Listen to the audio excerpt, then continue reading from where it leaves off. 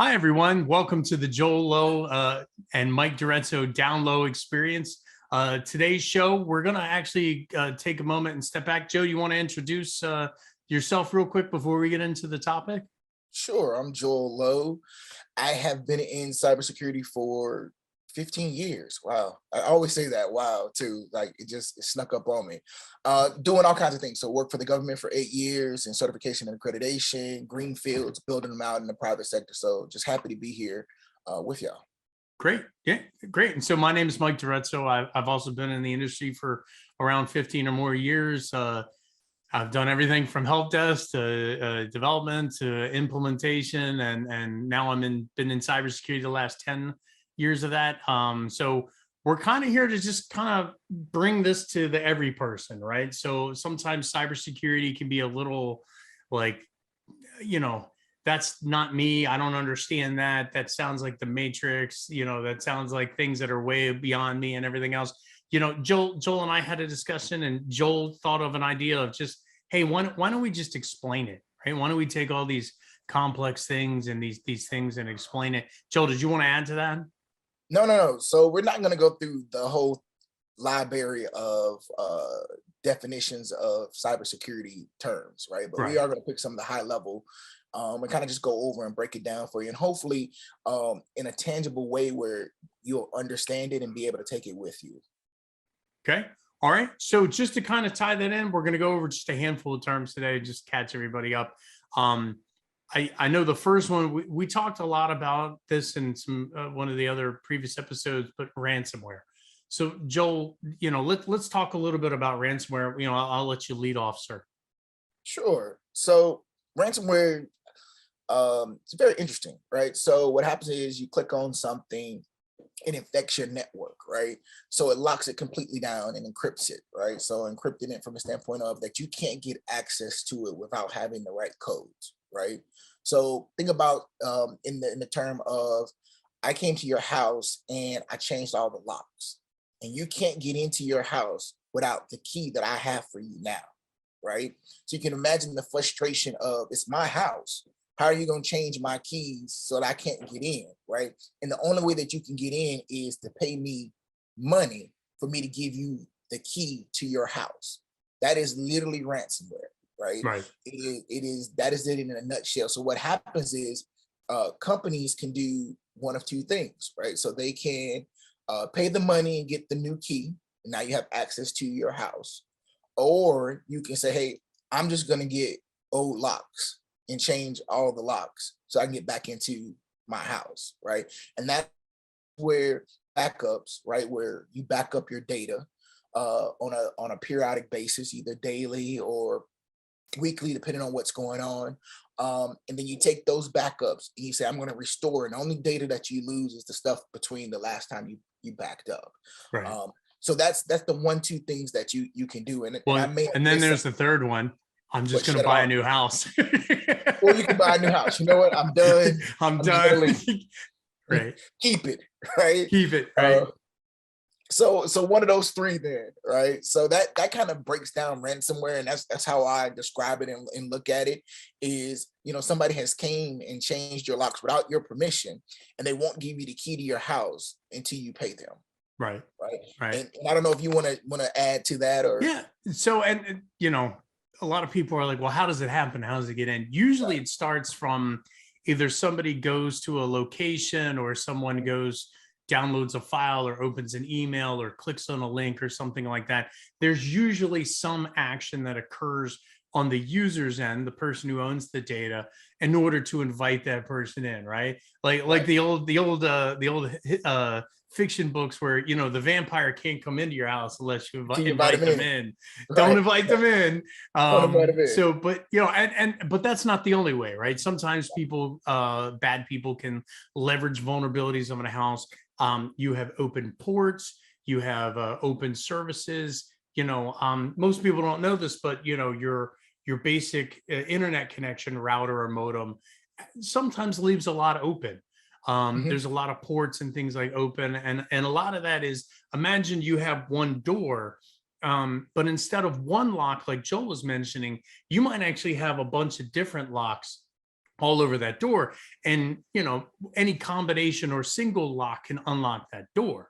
Right. That's a different concept that people can't wrap their heads around. They're like, whoa, whoa, whoa, there's one lock. You're like, no, no, no, no. There's actually multiple locks. There's, you know, internet, HTTP, there's, you know, RDP, remote desktop protocol that you can get in. You know, if you've ever been at work and had IT connect or the help desk connect to your computer remotely, there's all these ways of getting in. And sometimes an attacker will leverage one of those insecure methods to come in. So, you know, you always want to make sure you buy a modem or, you know, get a cable modem from a reputable dealer or person. Don't just buy the cheapest off the internet. I know it's tempting. I'm so cheap. Yeah.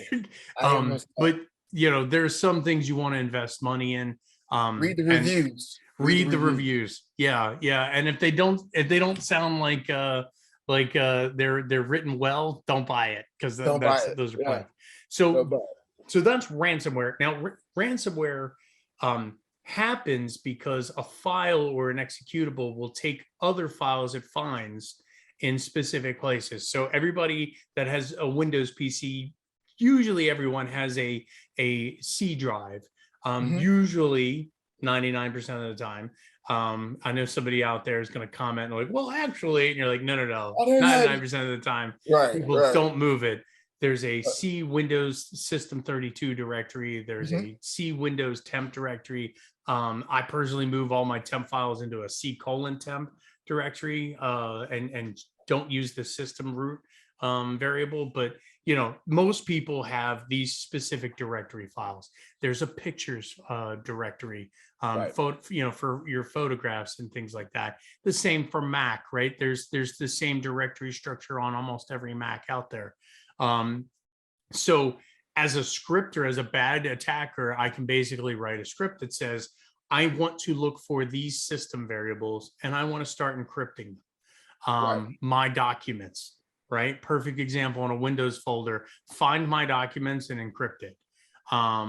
So, and you know, obviously I've been in IT and you've been in IT. We always used to tell people, hey, save your files in the my documents, because that's where we're backing files up from. We're not going to back them up from your desktop. We're not going to back them up from your C drive. We're going to back them up from the Mike DiRezzo's my documents folder. So, you know, so speaking of backups, did you want to talk a little bit, Joel, about backups? I think the most important thing, and I just had a conversation yesterday about this, is not only making sure that you do backups, but then testing to make sure you have good, clean backups. Right? Oh, good, very making good sure point. That one, the backups are good, and that's in the private sector, meaning at home or even at work, right? Yeah. You know, if you take your external drive and you pull information over to it, every now and then open it up and make sure that nothing's corrupted, make sure that you have that data, because when you need it, you don't have the time then to try to figure out why something is not loading, right? Or what happened to that picture that and I've seen this a lot at work where people will put pictures on their computer and something will happen and they're like, well, that was my grandchild's picture when they were a child and that's the only one I had. And it's a whole pull on your heartstrings. And I'm like, well, why didn't you back it up? Well, I thought I did, and I can't find where I backed it up. And there's a whole list of, you know, reasons and whatnot. And it's like, well, there's nothing we can do at this point. That picture is gone, right? And I know it's something simple as a picture, but to a lot of people, that's a lot. One, don't put your personal information on your work computer. That's one. Two, if it's on your personal, make sure you can find it, right? So make sure every now and then you check to make sure you have good, clean backups. Right. Yeah, and to your point, buy a backup hard drive, right? I mean, we can put them up on the cloud, but the cloud is just I hate to say it, but the cloud is just a computer plugged in somewhere else that's managed by someone else. Managed data center. Managed data center. But buy yourself an external hard drive or a thumb drive. You know, you don't have to spend a ton of money to save a lot of these files. And they're not expensive anymore. Not anymore. They used to be so expensive, and now, I mean, and heavy. Yeah, and they used to be heavy. Remember, like a 2 terabyte hard drive was like, it was a brick. You're like, well, that ain't coming on the plane with me. You're like, no, that's not coming on the plane with you. Right. You're gonna put wheels on that. It's a carry on. Carry on, right? So yeah, just back up your stuff frequently. Make sure it works. those things have a shelf life, right? You know, Mhm. they're a couple years of shelf life, and then, you know, you want to move on to a different medium. Also, USB drives change, right? So I've got a Mac, I've got USB-C drives. I don't have USB-A anymore. Right. So either you have to get yourself a nice little adapter like this, Yeah. or you get yourself a USB-C drive, and it's faster, and you take advantage of technology. So any malware, any virus, endpoint defense response, you know, Joel, we talked about ransomware. Let's talk about the things that can protect you from ransomware, Right. starting with antivirus. What are your thoughts on that? Right. Have it. Need it. Get it. Need it, Right. right? Don't put your computer on the internet without it. Right. Yeah, And I mean, you can go on,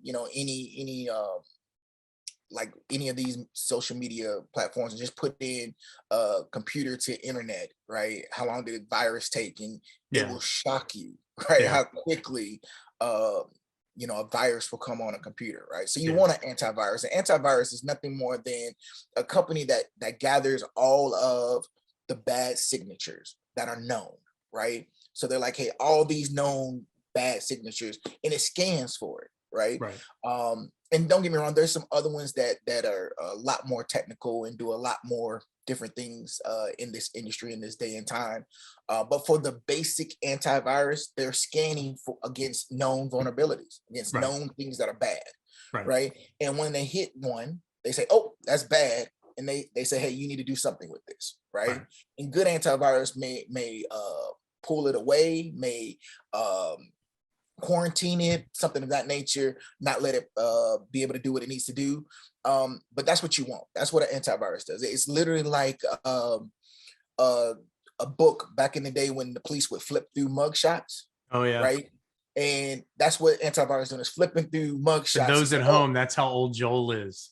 He exactly, said exactly, mugshot book. mugshots." Hey, hey, you're flipping through mugshots and you say, "Okay, hey, woo, there's a bad guy," and now you have to take action to do some, or it says, "Hey, we're going to quarantine this bad guy and make sure that it can't mess up your system," Right. You and look that's like this. You look like this bad program. We're going to right, quarantine you until you figure out what to do. So we'll put you in jail, and then you right, figure out what you want to do. And yeah. right. So any malware is very similar to antivirus, right? They Mhm. use signatures and heuristics. The difference as you start getting into next gen antivirus and next gen anti malware is it's not just look. Hey, you look like Jolo, but you also, you know, not just you look like Jolo, because Jolo and Mike Diretto are now wearing the funny glasses with the fake nose and Mhm. mustache, but you're doing Mike Diretto and Jolo like things, Right, right? right, Like you say you're notepad.exe, but now you're messing with system files, and right, notepad.exe doesn't do that. right, So that's kind of like what anti-malware does. It's very, very similar. They stay a lot more on top of malware and the ransomware and things like that that cause ransomware. And but they do take on you know, a little bit more of a job of looking deeper, right? So instead of the security guard patting you down, now they're sending you through X-ray right. and looking at your stuff. And then there's my favorite endpoint defense response tools, otherwise known as EDR. That's even another step further, right? Right. And as you go down this line, antivirus, anti-malware, EDR, sometimes the file sizes, like the program gets bigger and more involved and takes a little bit more to manage it and everything else, but they do more, right? They do different Right. things. Right. EDR will start managing connections and create logs and help you figure out, well, I didn't catch it, but now I know what it is and how it got in, and I can make sure it never happens again. Right. Um, and it's a tool. EDR is used by IT to kind of review things, right? So, you know, you may heard of products, and we're not supporting these products by any stretch of imagination, but they are good products. Tanium, Carbon Black, Mhm. Sentinel One. These kinds of products are used by your business to kind of go that extra mile, right? So somebody like a security operations center analyst, a SOC analyst, you know, the guys and ladies that watch the matrix go by, they go, that looks Right. like a bad thing. These are one of the tools that they're using. Any other thoughts on that, Joel? No, I think that's good. I think the next thing would be the Internet of Things, Oh right? yeah. All right. When So we talk talk to about us a little bit about IoT, IoT.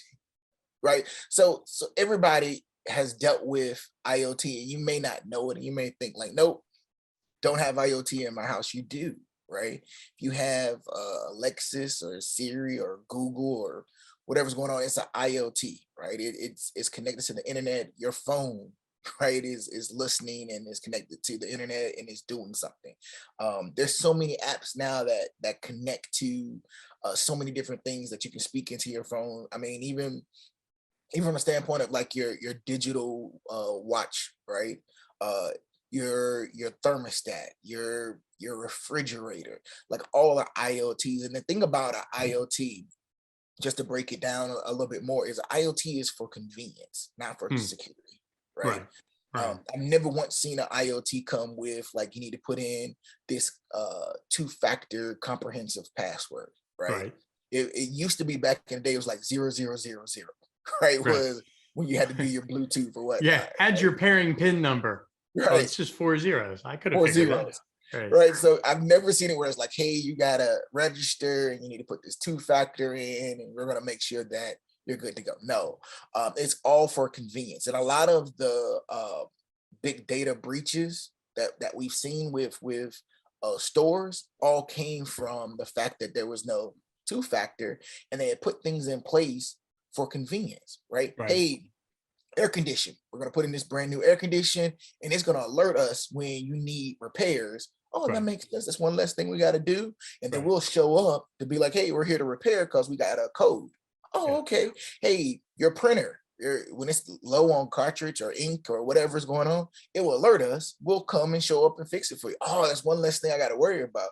But nobody thinks about that port that is open. Right. It's now speaking out. Somebody can sneak on that road, come into your network, and do various different things, especially if you didn't segment it off on its own, right? Wait, default passwords. Right, and use default passwords, right? PCI compliance. Do not use vendor default passwords. Do not. Yeah, but that's a really good point. And you know, it to your point, it is, if it's connected to the internet to allow you to get to it, it's an IoT or Internet of Machines. You know, if there's an app on it, it's an IoT. Even if it's not connected to the internet and there's an application on it, Right. it's an IoT, it's an IOM, Yeah. because it has some kind of next functionality. It's not a rock, right? It's a rock 2.0, where it tells Right. you what the rock is made of, how hard the rock is, the average velocity you can throw the rock. Right. And I don't mean Dwayne Johnson. I mean like an actual igneous rock. Thank you for clearing that Just to be up. clear, Dwayne, I don't want you coming after me like Mattel's going to come after Joel. But you know that you're right. And so, you know, we need to treat these things as if they're connected computers, like Right. regular computers. They have our data. They have access. They got our data, Joel. No, Got us. but they do have access to some things that we're like, ooh, I didn't realize that had access to other things, other computers. And you know, we buy smart bulbs, and I don't have any smart bulbs in my house. There's a great pen test online that you can view, and where somebody hacks a light bulb, right? And you're like, well, that'll never happen. You're like, well, it can, but here are the things that need to happen. Open internet access, right? How many of us Right. are closing internet off at our home? You know, vendor default passwords. You know, we just got done saying that. And then Right. the will and desire to just have maliciousness, right? And you're like, okay, well, that's in free open demand right now and open supply. Right. Um, Right. so, you know, just be careful. If you're going to add these smart devices in, they're great. They're very useful. They're very helpful. I have them, you know, I have smart devices around me. But just know what it is, know what they have access to, and protect yourself accordingly, right? Right. Um, Right. okay. Blockchain. Let's talk about blockchain technology. I'm gonna let you start that one You're going to off. let me start this? Okay. Yeah. So blockchain technology is not necessarily relatively new. Just to make it easier, let's take the technology out of it and go like Joel did earlier with the locks. Let's talk about it in terms of what kind of match that. And you know, this is how old I am. Library books. So when you checked a library book out, there was a card in the library book, right? And you'd pull the card out and you'd the librarian would sign, put your name and the date and the due date it was and stamp it and put the card back in. And then you would take the book for 2 weeks, read the book, leave it in the back of your car, whatever. And then you would turn the book back in and the librarian would check it in, signed off that, yeah, I received it and everything else. And the next person could come and check it out. That's essentially what blockchain is it's the ability to maintain consistency and order of who has possession of it, of whatever that is, typically a file, typically maybe it's an account number or it's currency or things like that. But it's the ability to say, I can, without a shadow of a doubt, say that Mike DiRezzo had access to it, and then Joel Lowe had access to it, and then Mike DiRezzo had access to it again. But this is the amount of time that Joel Lowe had access to it for, Right. and these people, and it's immutable, right? Meaning I can't change it. I can't say, well, I'm just going to screw it. Like if you didn't want your name on that library card, you were like, I'm going to scribble my name on that library card. I don't want people to know I was checking out, Internet of Things for Dummies. That's going to not look good on my reputation. So you scratch your name. We can't do that with blockchain, right? It's immutable. So you always have the ability to say Joel had access to it at this certain time. Did you were going to say something? Sorry. No, I said non-repudiation. So you can't deny it. Right. Correct. You can't deny that it was that you had it and you had it for that time frame and what you did. Right. Right. And there's a lot of good things that come from this. We're looking at security now that kind of does this. I've got a friend who owns a company named Secure, SYCCURE. They're working on identity access management for this kind of thing. How to send files right to somebody to know that it only, like, hey, not only did I write that Mike DiRezzo owned it, but I'm going to write that Joel Lowe. I'm going to write down so I know, hey, I'm Joel. I'm sending you this library book. Right. And it's you, and only Joel Lowe can open that book and touch it and manipulate it and everything else. And so I can clearly write that out. Microsoft is working on that as well, using their Microsoft Live accounts. So this is kind of the new way of doing things, but it's certainly been around for a while, right? Right.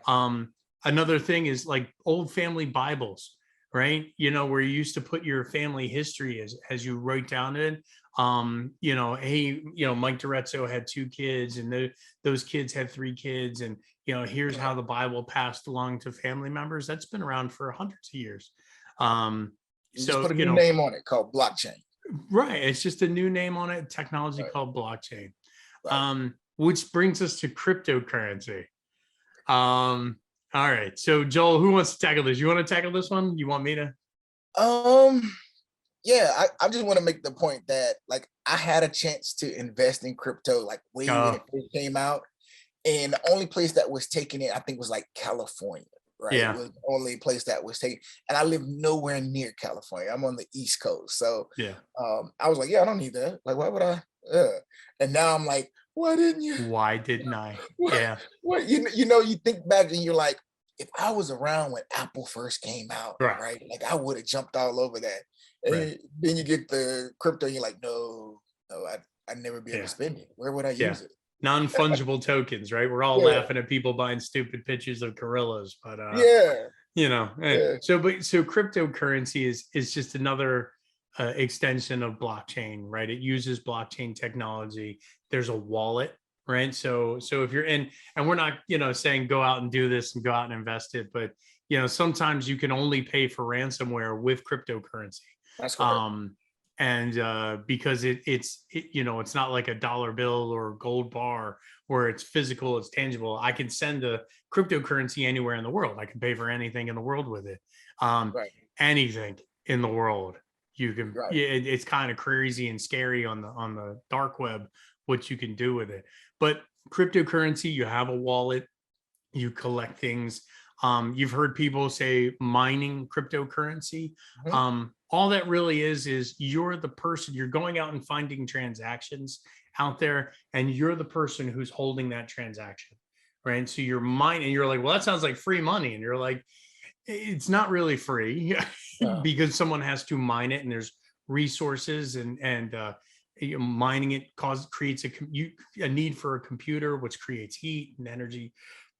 Carbon footprint is really Right. bad on that. It is. Yeah. But somebody's got to do it, right? Somebody's got to manage and maintain these things. But there are different currencies out there, Ethereum, Dogum, all kinds of things that are out there. I don't know, I like the idea of not having a state-sponsored, country-sponsored currency. Right. Gene Roddenberry in Star Trek would probably, appreciate the fact that there's one currency for everybody, but we're not there yet, right? And that's why that value fluctuates in U.S. dollars. And Joel, to your point, if you invested in cryptocurrency in the beginning, you probably got in when it was $1.32, a share or whatever, everything else, and you probably also saw it go up to $30. However, you may have also seen it plummet back down to 38 cents. And you're like, well, that was a fun ride. And nowadays, 50 grand. Now they're 50 grand. You're like, whoa, wait, it was 38 cents 10 years ago. And you're like, yeah, you probably should have waited. Yeah, but it is what it is. I think it's a necessary thing. What are your thoughts on cryptocurrency? It's interesting to me. I do think that everybody always thinks of the bad, right? Yeah. So only people want to do bad things on the bad web with crypto, but there's a lot of people who don't like state-sponsored currency, right? And want to get into it for that reason. No nefarious thing about it. Just, hey, I don't want everybody always in my business, and I don't understand the purpose of. And now, as this becomes more popular, right, as it's getting more adopted, it'll eventually may take off, and it may not be this current form of crypto currency, but it may be, the next iteration, the next generation of whatever that is. But I do think it's around to stay. I think 10 years ago, we thought that it was just a fad, like something, they're trying to do, almost like electric vehicles, right?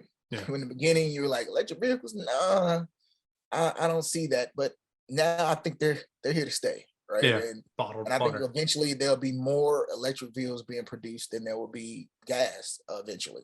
Just like it's hard now to find a stick. Like, so dating myself back when a manual transmission, manual transmissions, where you go and you'd be like, hey, I want this color and I want it in a manual or automatic. You can't go to the dealership now and ask for that option, unless it's like a sports car specifically made with that in mind, right? You can't go and be like, hey, I want to get that new Honda Accord, and can I get it in a manual? Not here in the US, right? Not, no. Yeah, you're buying a big rig, right? You're buying a tractor trailer if you want a manual. Can I get that 6-speed? They're like 6-speed. No. So again, that was a normal thing when I was, 16. That was what you did. You went in and said, hey, I want that automatic. Or now that ain't even a conversation. Like I could ask, kids now, they're like, what does that mean? Right. Right. Yeah. So there's a lot of terms and everything out there that, we're 15 years ago when Joel and I got into IT, it was, it wasn't punch cards. Like we're not that old, but we're not that old. They were 3.5-inch floppies, and there were 16 megabyte thumb drives. That's megabyte thumb drives, not megabit. I don't know why I said megabit, but megabyte. Then 16 megabytes. Like there, I've got PowerPoints that won't go on a thumb drive that I had when I first started. But if there is something that you all are interested in understanding a little bit more about, and want us to talk about and explain, let us know in the comments section below. We'd love to tackle that for you. Any takeaways, Joel, that you want to talk about? Anything that's relevant? No, I think you hit everything. I mean, I always end it with, my knowing is half the battle. And I'll end it with, we're going to get sued by Mattel at some point. This is how we're going to get our claim to fame. Is we're just going to keep pushing this until Mattel's like, we got to sue these guys. And now suddenly we're famous. Good Morning America. Right. Local IT tech YouTube channel gets sued by Toy Maker. So thank you all. It's 2022 for those of us that are just kind of joining. It's January 4th, 2022. Joel and I want to do this. We're not doing this because we have egos to feed or things like that. We really talked about this and said, I've got relatives and friends and people that have questions, and they're like, what exactly is this? You're the only Right. IT guy at the table. What does this mean? And Joel said the same thing, and it's like, why don't we just throw something together? Take a Let's have few a minutes of our conversation. time and have a conversation about it. So thank you all for joining us today. Please let us know if you have any questions. Joel, you want to sign us off here? All right, thank y'all so much. We hope that this was helpful. Please comment, share, subscribe. Let us know if there's anything that we can talk about, and we look forward to the next conversation. Y'all take care. All right. Thanks. Bye-bye.